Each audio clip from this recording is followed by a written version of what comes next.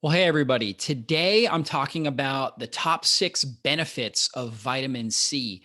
Vitamin C is one of the best nutrients to help support your immune system. We're going through vitamin C almost like we go through oil in a car, right? Or gasoline in a car. We need vitamin C. All of our cells need vitamin C. It's one of the most important nutrients for buffering oxidative stress. It also supports our adrenals. It helps us build collagen, which is the major protein that makes up all of our joints, all of our different tissues. We need this collagen protein, and you can't just get that from consuming collagen, right? So, collagen protein is a really common supplement, but you actually need vitamin C in order for your body to take the amino acids and produce collagen inside of your tissues, right? To regenerate joints and the gut lining. We need that vitamin C.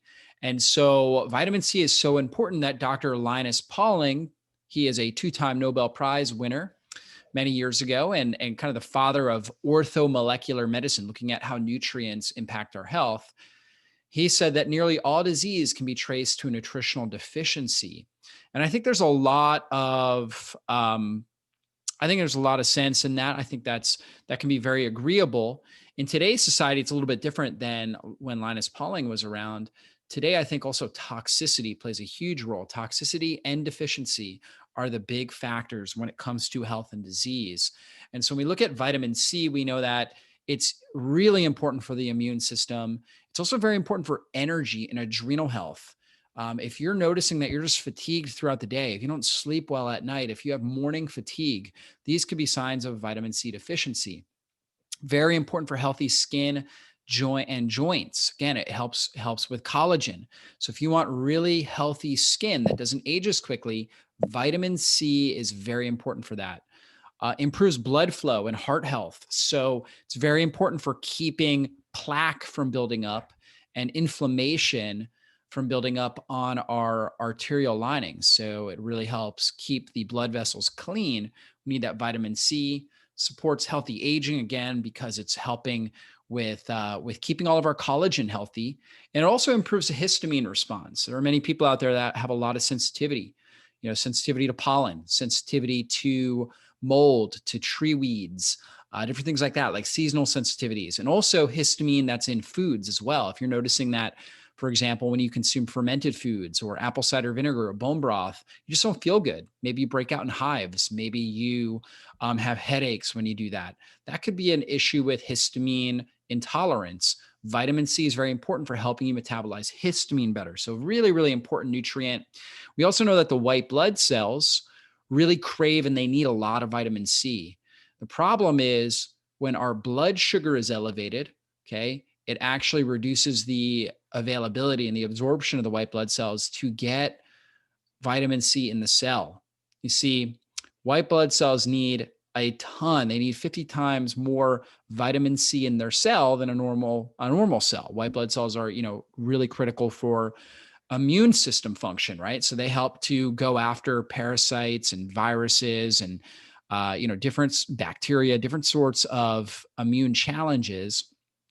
And one of the things they do is they create oxidative stress. And so, in order to be effective, they need to be able to buffer the oxidative stress on themselves. So, vitamin C is super important. And insulin is the hormone that brings sugar into the cells, and it's also the same hormone that brings vitamin C into the cells. And so, what happens is when our blood sugar is high, sugar has a greater affinity to get into the cells than vitamin C.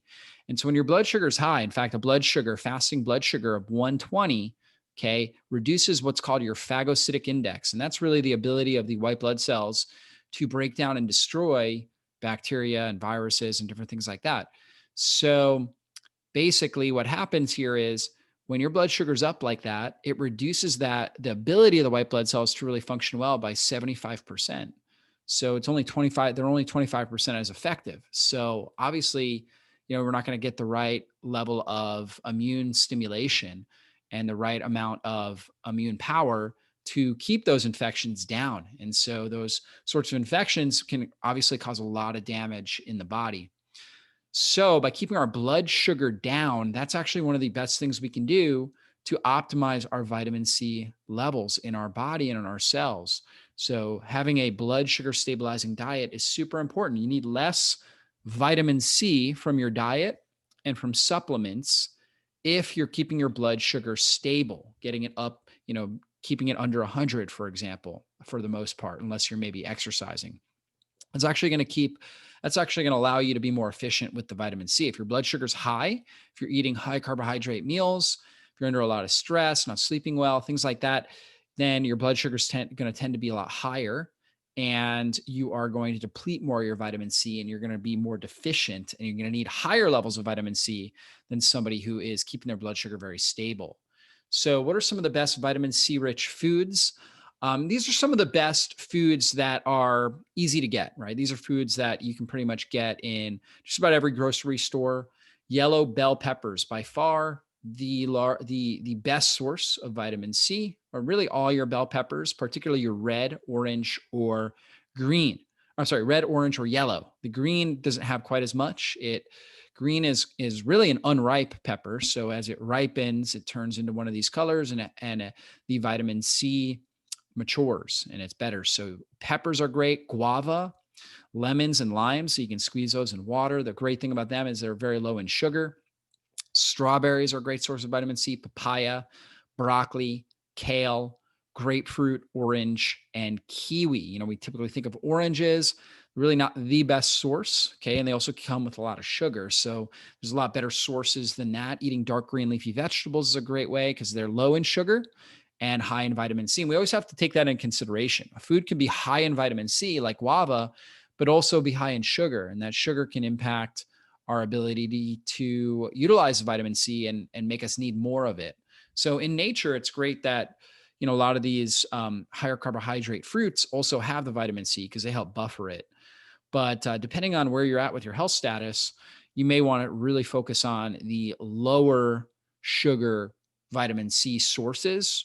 Okay. Again, best ones are going to be bell peppers, colored bell peppers like yellow, orange, or red. Lemons and limes are great. Strawberries are fairly low, lower glycemic, so they're okay. Broccoli and kale, okay, those are probably your best sources. Maybe some grapefruit as well. Okay, and then occasionally, especially if you're very active, and seasonally, maybe do some oranges or kiwi or guava, papaya, those other sources. But if you're having issues with blood sugar stability, better to stick with the low sugar fruits and low sugar vitamin C sources. Okay. Now, best ways to improve your overall vitamin C levels. And we talked about the impact of sugar and how that impacts our vitamin C absorption. So, number one, of course, avoid sugar, reduce the amount of sugar that you're consuming, particularly from sugar sources that don't have vitamin C with them. That's going to be like all of your grains, your pastries, all those kinds of things, your starches. They don't have much vitamin C in them. So, whereas the fruit does, so the fruit's helping replace it, you definitely want to avoid, things that have a lot of carbohydrates and don't have the vitamin C to replace it. So that's number one. Number two, obviously use vitamin C supplements. I think it's one of the best supplements that somebody can use. And I'll go through what you're looking for before we finish here. Vitamin C rich foods like the ones that I talked about. Intermittent fasting. Okay. So intermittent fasting, again, keeps your blood sugar stable and reduces your insulin levels and makes you more efficient with the vitamin C that you have. So when you intermittent fast, you actually don't need to consume quite as much vitamin C as somebody who, is not intermittent fasting, and you're going to get better benefits that way because your blood sugar is more stable. So the white blood cells are going to uptake the vitamin C more effectively. And then the other thing is boosting glutathione, right? And you can do this with supplements like, for example, we have one called super glutathione, which is an acetylated glutathione. You can do liposomal glutathione. You can do precursors like N-acetylcysteine, which is great. You can do it with, foods. Avocados have some compounds in there that help with getting your glutathione up. You also have things like non-denatured whey protein or grass-fed cheese that have a lot of cysteine, the amino acid cysteine, which is the precursor to help produce glutathione. So that can be a great supplement to take as well, especially if you have had a lot of immune challenges, and feel like you're aging faster than you should or low on energy, it can be a good idea to take some things that support glutathione levels.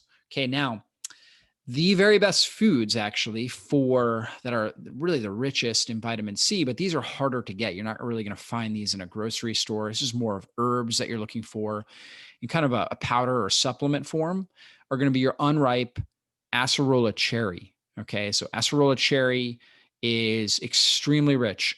One acerola cherry is 120 times higher, has 120 times more vitamin C than an orange, right? So really, really rich.